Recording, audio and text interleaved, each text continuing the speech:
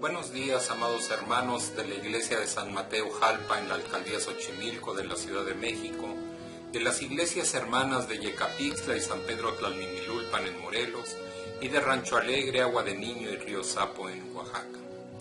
Hermanos de otras congregaciones y amigos que han dispuesto su tiempo y su corazón para escuchar la palabra de Dios. Los saludo con el gozo por la bendición de poder comunicarnos nuevamente a través del canal oficial de nuestra congregación.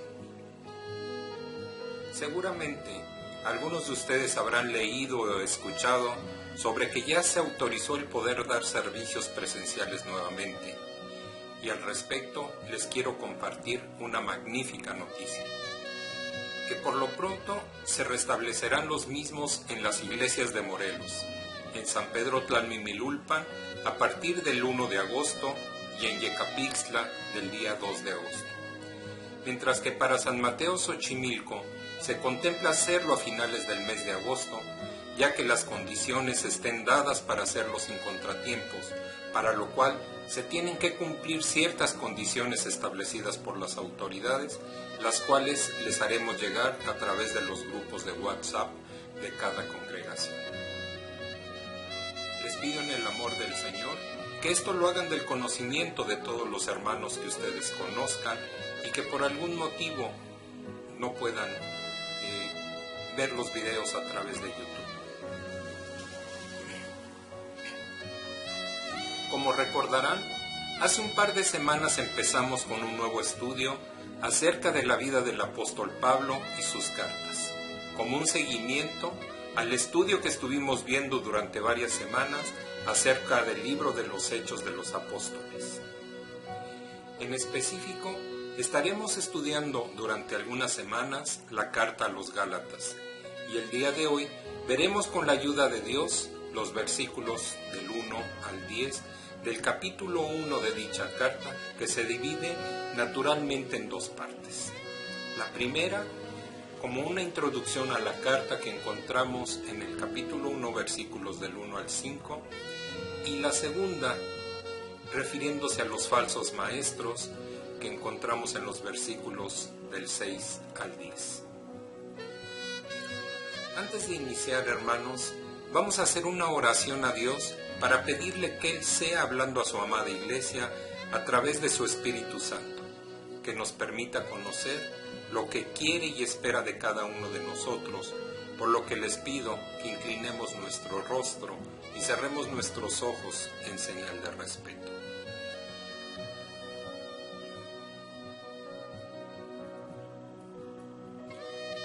Dios Padre Santo Todopoderoso, inclinamos nuestro rostro delante de ti para darte las gracias en este hermoso día, el primer día de la semana donde nos disponemos a seguir aprendiendo de tu bendita palabra, pidiéndote que permitas que yo mengüe para que seas tú a través de tu Espíritu Santo hablando a nuestros corazones por medio del mensaje de la palabra tuya. Estamos reunidos, Señor, a través de este medio de comunicación para exaltarte, para glorificar tu nombre, pidiéndote que también nos permitas a nosotros hablarte a ti a través de la oración, de la alabanza, de la adoración por medio de la cual exaltamos tu nombre, sabiendo que pronto, muy pronto, podemos estar reunidos presencialmente para darte la gloria, honra y honor que solamente tú mereces. Te pedimos que tú afirmes nuestros pensamientos en el nombre que es sobre todo nombre, en el nombre de Cristo Jesús.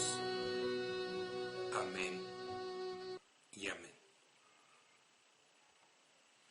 Ahora, hermanos, los invito a escuchar y entonar una alabanza para darle la gloria al único que la merece, al único y verdadero Dios, buscando tener una unción de su Espíritu Santo en cada uno de nosotros.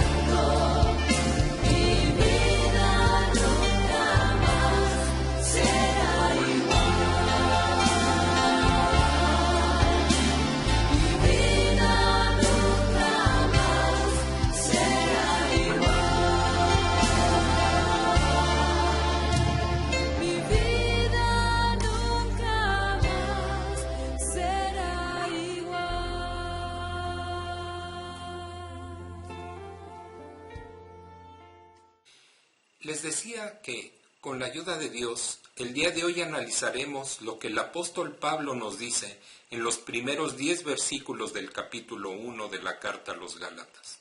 Pero antes de entrar en materia, me gustaría recordar un poco acerca de la vida de este gran misionero y lo que Dios hizo en su persona. Cuando estudiamos la vida de Pablo, tenemos la gran convicción de que fue preparado y enviado al mundo con el propósito específico de llevar a cabo una obra requerida por las exigencias de la época en la que vivió. Esto mismo es lo que el Señor le dijo a Ananías cuando le envió a Pablo con el fin de que recobrara la vista, como nos deja ver el libro de los Hechos en su capítulo 9, versículo 15. La bendita palabra de Dios nos dice: el Señor le dijo: ve, porque instrumento escogido me es este, para llevar mi nombre en presencia de los gentiles y de reyes y de los hijos de Israel. Dios había preparado ciertas obras para que Pablo anduviera en ellas, como nos deja ver Efesios 2:10. Y de la misma forma le había preparado a él para que pudiera llevarlas a cabo. Esta formación incluía ciertos detalles en los que él no tuvo ninguna parte. Por ejemplo, Pablo no decidió el momento de su nacimiento o el lugar donde éste se produjo, así como la familia con la que se creó y la educación que recibió. Todas estas cosas y muchas otras más fueron ideadas por la multiforme sabiduría de Dios con el fin de preparar a Saulo de Tarso para que se convirtiera en el apóstol de los gentiles. Al igual que el profeta Jeremías, en su capítulo 1, versículo 5, Pablo también era consciente de que Dios había tenido este propósito para él, aún antes de que naciera, como se puede ver en Gálatas capítulo 1, versículos 15 y 16, que doy solamente como referencia. Dios preparó a Pablo para que fuese apóstol de los gentiles, y su formación fue muy diferente a la de los otros apóstoles. Esto se debe a que Dios tenía propósitos diferentes para cada uno de ellos. Quizá la diferencia más sobresaliente es que mientras que sus compañeros de apostolado habían crecido con Cristo y lo habían conocido como hombre antes de reconocerle como Hijo de Dios, Pablo, por el contrario, conoció a Jesús en la gloria de su resurrección y fue después de esto cuando investigó en su humanidad perfecta. Todo esto nos debe llevar a reflexionar sobre el hecho de que Dios tenía un propósito diferente para cada apóstol y también lo tiene para cada uno de nosotros. Y en eso, en su función, ha preparado todo para que pueda ser llevado a cabo. En su providencia, Él está desarrollando un plan en nuestra vida, pero este ideal divino puede quedar frustrado por nuestra falta de disposición y malas decisiones. En el caso de Pablo, está claro que él no hubiera sido el hombre que llegó a ser, ni tampoco habría hecho el trabajo que hizo si una serie de circunstancias no hubieran sido designadas por Dios en los años previos a su conversión. En aquellos momentos, él no sabía que estaba siendo preparado por Dios y, de hecho, sus propias intenciones para el futuro diferían mucho de las que el Señor tenía para su vida. Sin embargo, cuando él se convirtió, toda aquella preparación previa empezó a encajar perfectamente, sirviéndole de manera extraordinaria para desarrollar la obra para la que había sido llamado como apóstol de los gentiles. Después de esta reflexión, entremos al estudio que nos ocupa el día de hoy, referente a los primeros 10 versículos de la carta a los Gálatas. La epístola a los Gálatas es la polémica de Dios contra el legalismo de cualquier tipo. Debemos decir que aquí no se desacredita a la ley, no se le desprecia ni se le deja de tener en cuenta. Su majestad, su perfección, sus demandas, su plenitud y su propósito se mantienen. Sin embargo, esas cualidades hacen completamente imposible que el hombre pueda seguir ese camino para llegar a Dios. Se ha abierto un nuevo camino para que el hombre sea justificado ante Dios, un camino que evita completamente la ley mosaica. La nueva ruta se recorre por la fe. El tema es la justificación por la fe, con un énfasis especial en la fe. El primer versículo del capítulo 1 de esta epístola a los Gálatas comienza con un párrafo que podríamos titular Un frío saludo. Veamos. Nos dice Gálatas 1:1. Pablo, apóstol, no de hombres ni por hombre, sino por Jesucristo y por Dios el Padre, que lo resucitó de los muertos. Pablo estaba diciendo aquí simplemente que él era un apóstol, y por la forma en que lo estaba diciendo, no creo que fuera necesario haber colocado esos paréntesis en esta frase que encontramos en el versículo 1. La palabra apóstol fue utilizada en sentido doble. En primer lugar, se refería a uno de los 12, aquellos que estuvieron con el Señor Jesús durante sus 3 años de ministerio público, a aquellos que fueron testigos de su ministerio después de la resurrección y a quienes fueron elegidos por Cristo. En segundo lugar, en un sentido más amplio, el término apóstol se refería a aquel que había sido enviado, como en Hechos 13:14 se hace constar. En lo personal, hermanos, pienso que el apóstol Pablo fue quien ocupó el lugar de Judas. Después de la resurrección de Jesús, Matías fue elegido por los discípulos para ocupar el lugar de Judas. Pero ninguna otra información sobre Matías fue dada, excepto en el relato de Hechos, capítulo 1, versículos 15 al 26. Fuera de esto, nunca más fue mencionado.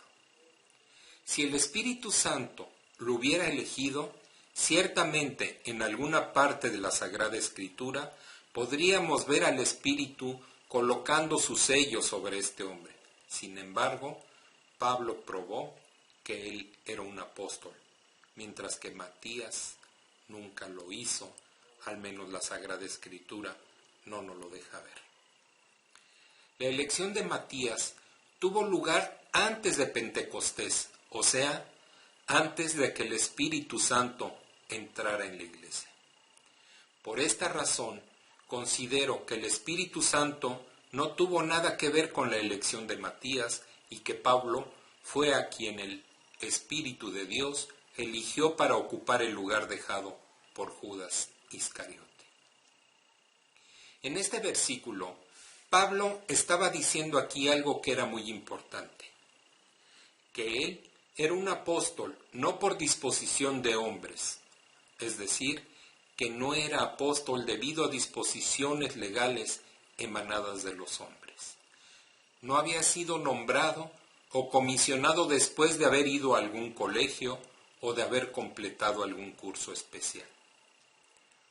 Pablo también declaró que su apostolado no era por hombre, es decir, a través del ritual de la imposición de las manos de los otros apóstoles o de algún tribunal eclesiástico. Pablo era un apóstol. ¿Cómo? Por Jesucristo y por Dios el Padre, aquel que lo resucitó de los muertos. Y el Cristo resucitado le llamó y le apartó para el oficio apostólico, como nos revela Hechos en su capítulo 9, versículos 15 y 16. Como vimos cuando estuvimos realizando el estudio del libro de los Hechos. Bien podía el apóstol hablar de la realidad de su encuentro con Cristo, que se le apareció en medio de un gran resplandor, de una gran luz. Fue el Señor mismo quien se cruzó en su camino, y a partir de aquel día su vida comenzó a ser transformada. En el versículo 2 del capítulo 1 de la carta a los Gálatas, Pablo dijo: y todos los hermanos que están conmigo a las iglesias de Galacia. Podemos notar aquí que fue una salutación bastante fría, formal y escueta, muy breve. No se menciona a nadie personalmente.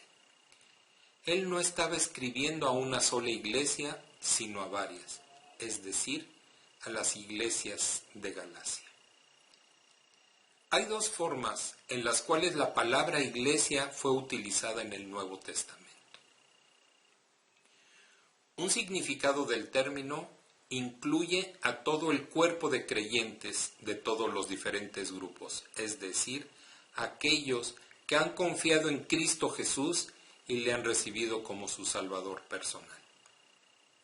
El otro significado de esta palabra, iglesia, se refiere a las asambleas o congregaciones locales, y así es como se utilizó en este pasaje de la carta a los Gálatas. Había diferentes iglesias o congregaciones locales situadas en varios lugares en la zona de Galicia, que fueron establecidos durante uno de los viajes misioneros del apóstol Pablo. Había una en Antioquía de Pisidia, también en Derbe, en Listra, y en otras ciudades que el apóstol había visitado, y así estaba escribiendo a todas aquellas congregaciones. Por eso es claro que aquí el significado del término iglesia se refiere a la iglesia local y no al cuerpo espiritual de los creyentes en general. Leamos ahora el versículo 3 de este capítulo 1 de la carta a los Gálatas. Gálatas 1:3. Gracia y paz sean a vosotros de Dios Padre y de nuestro Señor Jesucristo. Este era el saludo formal que Pablo usaba en la mayoría de sus cartas. Aquí tenemos la palabra gracia, la cual se origina del griego charis, y este era una manera típica de saludar a los no judíos en aquel tiempo, es decir, a los gentiles, mientras que shalom, es decir, paz, era el saludo religioso de los judíos. Es importante destacar aquí que la gracia de Dios debe ser experimentada antes de que la paz que proviene de Dios el Padre pueda ser una realidad en la vida de una persona. Vamos a leer el versículo 4 de este capítulo 1, donde Pablo dijo lo siguiente: el cual se dio a sí mismo por nuestros pecados para librarnos del presente siglo malo, conforme a la voluntad de nuestro Dios y Padre. El apóstol Pablo mencionó en el versículo 3 a nuestro Señor Jesucristo, y aquí dijo de él, el cual se dio a sí mismo por nuestros pecados. Está claro que no hay nada que podamos añadir al valor del sacrificio de Cristo. Nada. Él se entregó a sí mismo y Pablo no pudo esperar más para decirlo.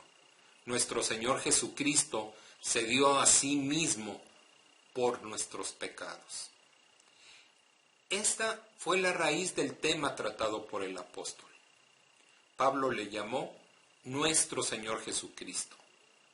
Él es nuestro Salvador y Redentor. Amén, aleluya, gloria a Dios.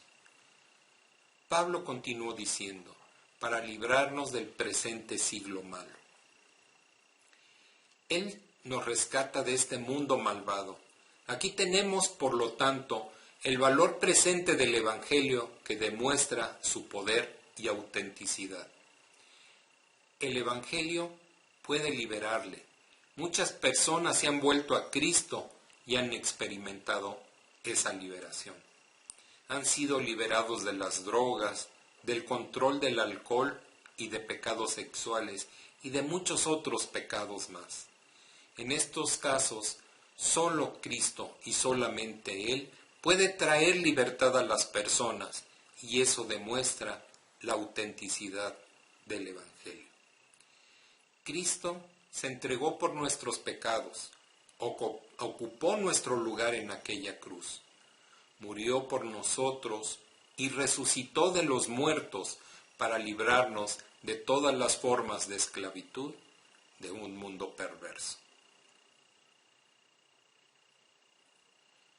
Lo que he dicho hasta ahora, hermanos, no agota la riqueza de este versículo.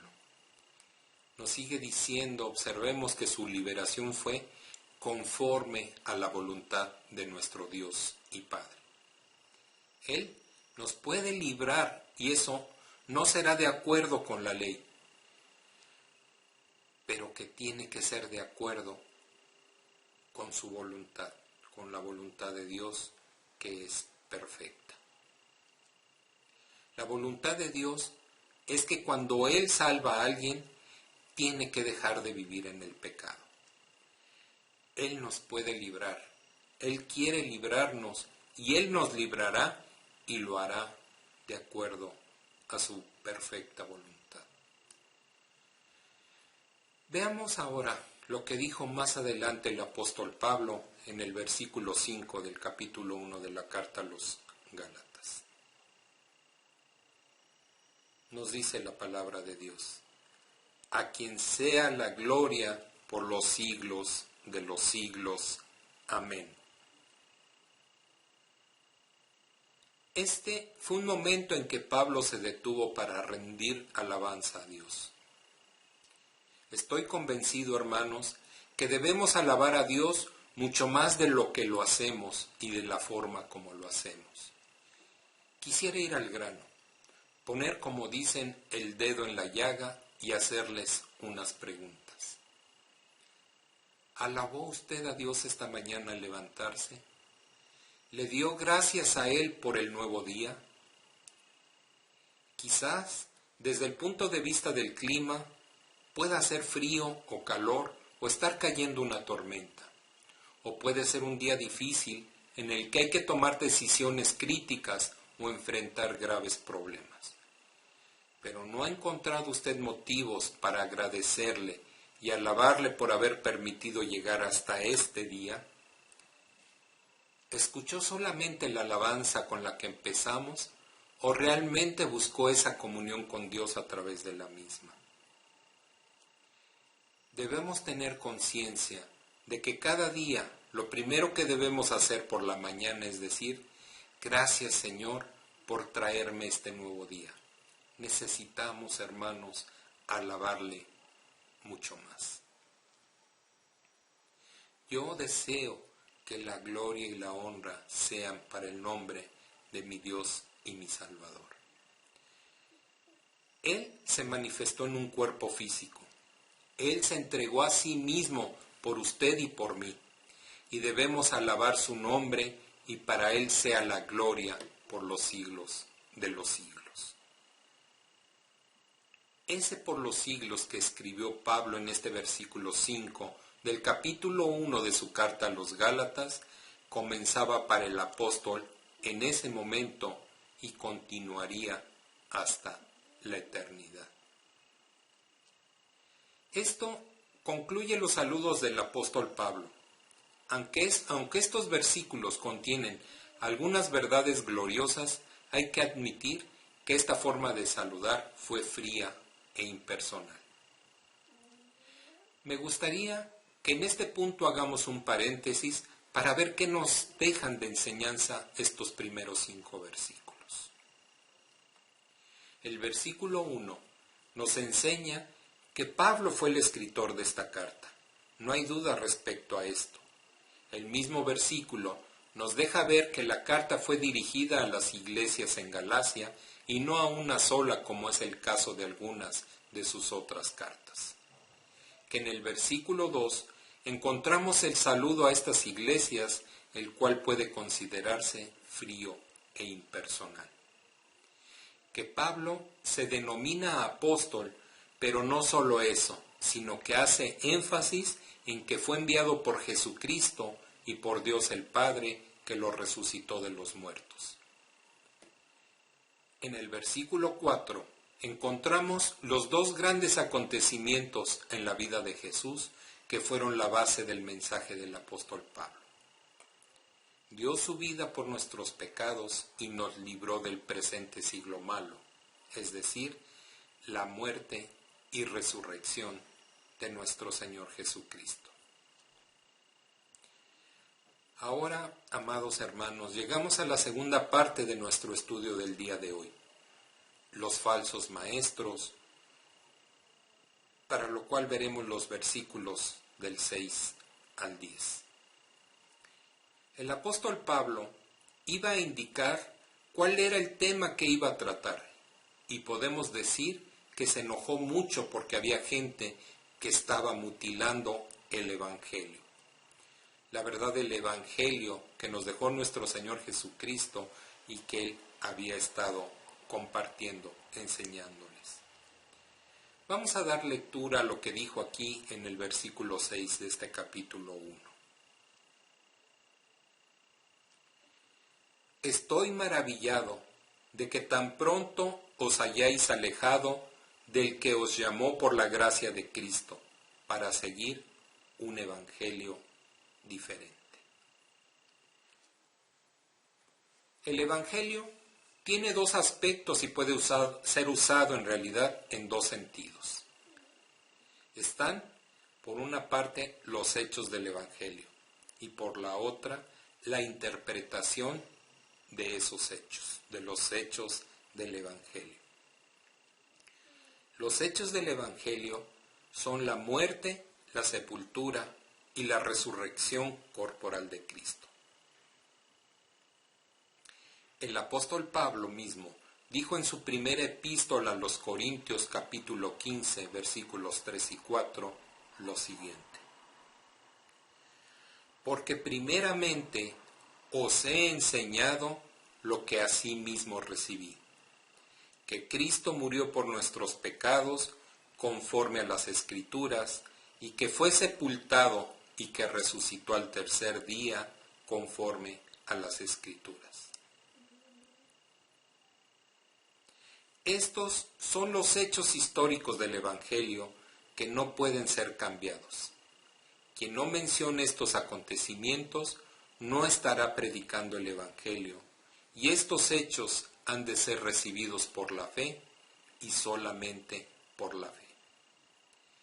En cuanto al segundo aspecto del Evangelio, el tema de la carta de Pablo a los creyentes de Galacia es la interpretación de los hechos del Evangelio. Los judaizantes habían seguido a Pablo hasta la región de los Gálatas. Ellos no cuestionaron ni pusieron en duda los hechos del Evangelio.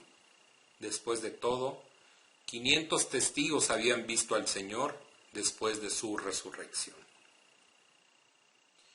Y cuando se tiene tantas personas que aún estaban viviendo y que fueron testigos, no se puede ir de un lugar a otro negando los hechos del Evangelio.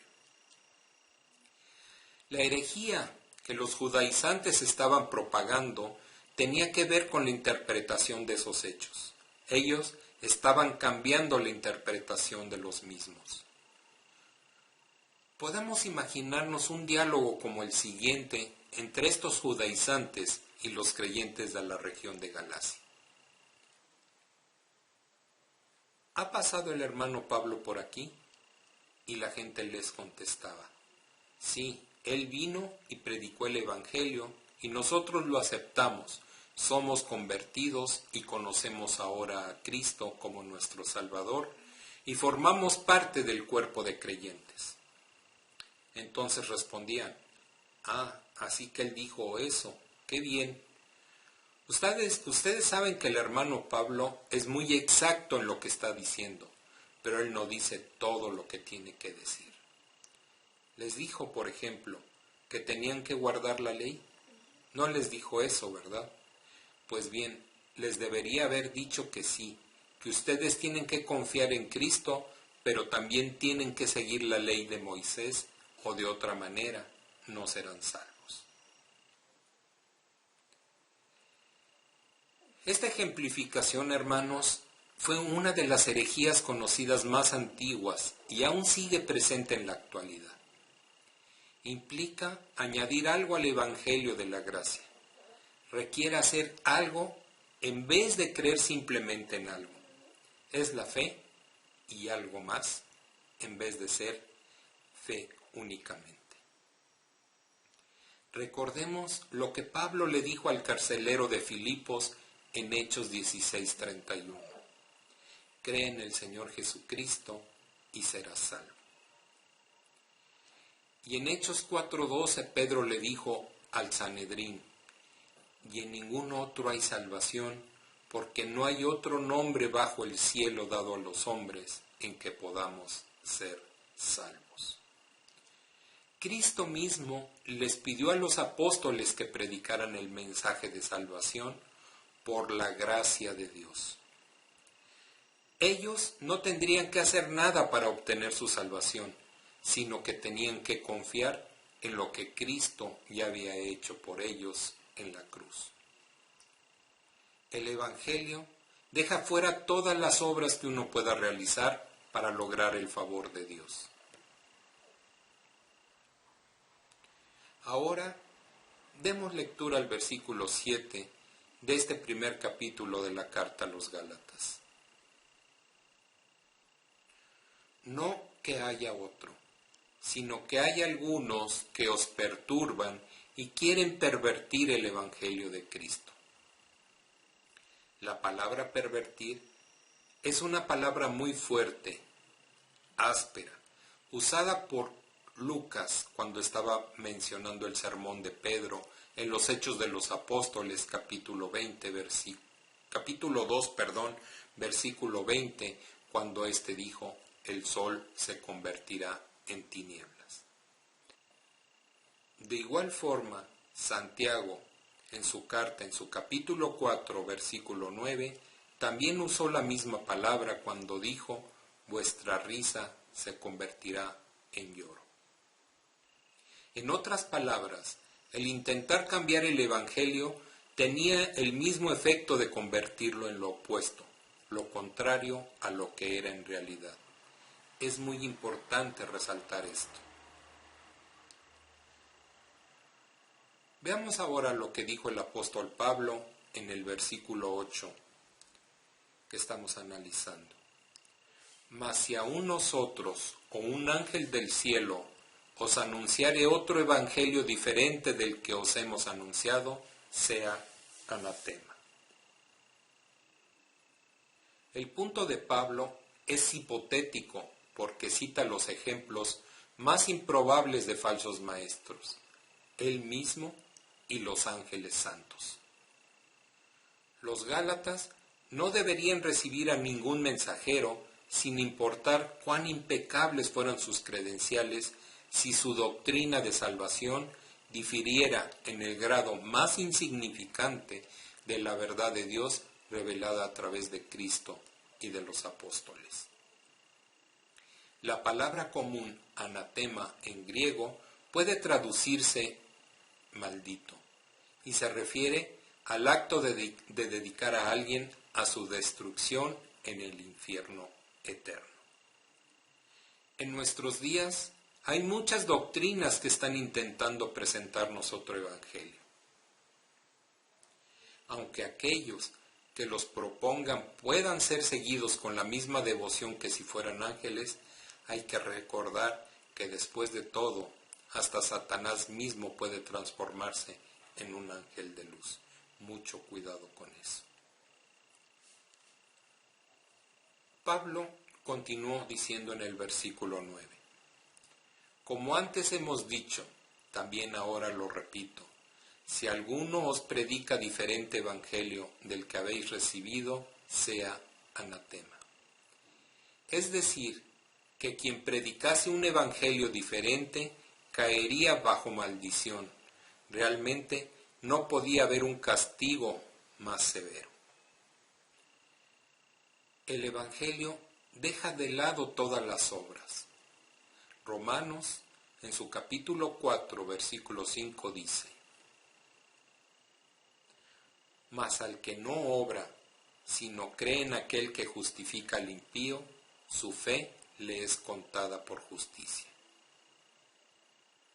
Con frecuencia encontramos a muchas personas que piensan que son lo suficientemente buenas como para salvarse. Una de ellas dijo en una ocasión: quiero convertirme en un cristiano y trataré de ser mejor de lo que soy, y si consigo mejorar, llegaré a ser un cristiano. Entonces se le respondió: si usted mejora, nunca se convertirá en un cristiano. La única clase de personas que Dios está salvando son pecadoras. El Señor Jesús dijo que Él no había venido a llamar a los justos, sino a los pecadores. Y el motivo por el cual dijo esto fue que no hay nadie que sea justo, ni siquiera uno. Romanos 3:19 nos dice lo siguiente: pero sabemos que todo lo que la ley dice, lo dice a los que están bajo la ley, para que toda boca se cierre y todo el mundo quede bajo el juicio de Dios. La verdadera dificultad no es que algunas personas se consideren lo suficientemente buenas como para salvarse, sino que no se consideran lo suficientemente malas como para necesitar salvarse. Los seres humanos rehúsan reconocer su condición perdida ante Dios. Como les mencioné antes, los judaizantes no negaban los hechos históricos del Evangelio, es decir, la muerte y resurrección de Cristo. Lo que negaron era que estos hechos fuesen suficientes.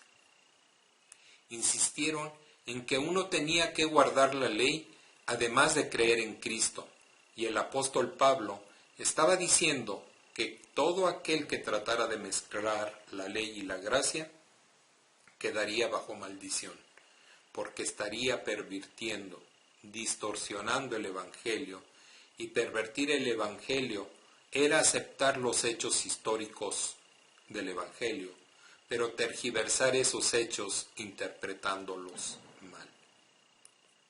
Por último, leamos el versículo 10 de la carta a los Gálatas en su capítulo 1. Pues, ¿busco ahora el favor de los hombres o el de Dios? ¿O trato de agradar a los hombres? Pues si todavía agradara a los hombres, no sería siervo de Cristo. La predicación del Evangelio de la Gracia no resulta agradable para el ser humano perdido, y nadie puede complacer a Dios y a los hombres. Al predicar el Evangelio de la gracia de Dios, sabemos que podemos tener problemas porque el ser humano, en su mayoría, detesta escuchar el mensaje de la gracia y lo desprecia. Las personas desean escuchar lo que apela a su naturaleza humana, y el Evangelio de la gracia nos coloca al nivel del polvo y nos muestra como trapos de inmundicia delante de Dios. Por su propia naturaleza, el hombre y la mujer reaccionan mejor ante el legalismo, piensan que no necesitan a un Salvador. Todo lo que necesitan, según ellos, es una ayuda, como por ejemplo una norma de conducta u otro requisito o recurso humano. Incluso podemos decir que Dios no nos está pidiendo que vivamos la vida cristiana. En realidad, no podemos vivirla por nosotros mismos. En cambio, Dios está pidiendo que le permitamos producir la vida cristiana a través de nosotros, y la carta a los Gálatas nos enseña esta verdad. Estos versículos del 6 al 10 nos dejan ver que Pablo escribió esta carta al saber que los Gálatas habían abandonado el Evangelio poco tiempo después de irse Pablo. debido a la aparición de falsos maestros, quienes eran como el apóstol, judíos cristianos, pero deformaban el Evangelio al agregarle sus ideas judaicas a los cristianos gentiles. Pablo, en la carta a los Efesios capítulo 4, del 11 al 15, nos enseña cómo evitar caer en el error de seguir a falsos maestros. Querido hermano, hermana, los invito a reflexionar sobre lo siguiente. El Espíritu Santo es hoy un testigo ante la gracia. Esta es la convicción del Evangelio que conduce a la fe. En realidad, la ley niega la caída del hombre y esta era la posición de Caín, quien ofreció a Dios los resultados de su esfuerzo personal. Mientras que la gracia reconoce la caída del ser humano, como Abel hizo cuando trajo su ofrenda ante Dios. Por todo esto, le quiero invitar, hermano, hermana, a presentarse delante de Dios tal como usted se encuentra. No necesita traer nada para ofrecerle a Dios, simplemente y por la fe. Puede mirar al sacrificio de Cristo a favor suyo, reconociendo que es suficiente para perdonar sus pecados y establecer una relación verdadera con Dios. Y con sus propias palabras, las que salgan espontáneamente de su corazón, acepte su ofrecimiento de salvación. Oremos a Dios.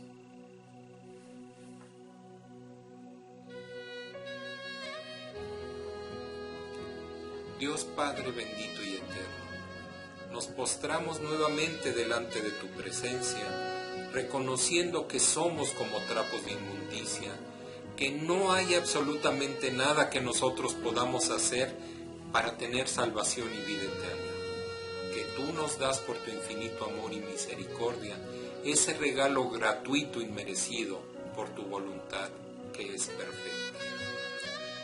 Danos la sabiduría necesaria, amado Padre, para reconocer a los falsos maestros que pretenden alejarnos de la verdad del Evangelio y que reconozcamos siempre que tu Hijo amado es nuestro Señor y Salvador.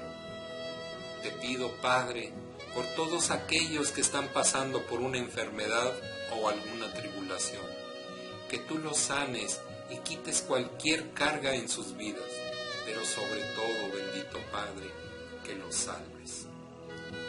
Te agradezco lo que has hecho, sigues haciendo y harás en la vida de cada uno de nosotros, y te pido por todas estas cosas, en el nombre de Cristo Jesús, Señor nuestro.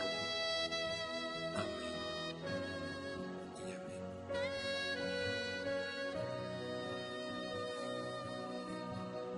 Que Dios los bendiga, hermanos, y nos vemos